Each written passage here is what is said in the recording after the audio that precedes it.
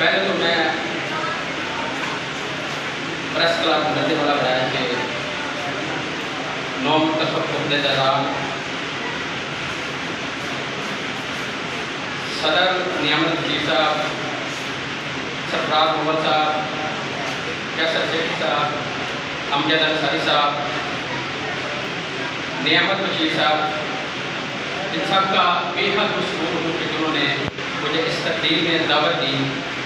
और इस तकरीर में मैं शिरकत करके बहुत खुशी महसूस कर रहा हूँ। ख़ास तौर पर उस तकरीर में जिसमें सहाफ़ी हों, दिली खुशी महसूस होती है कि ऐसे प्रोग्राम में शिरकत की जाए जहाँ अपने दीगर सहाफ़ियों से मुलाकात हो सके।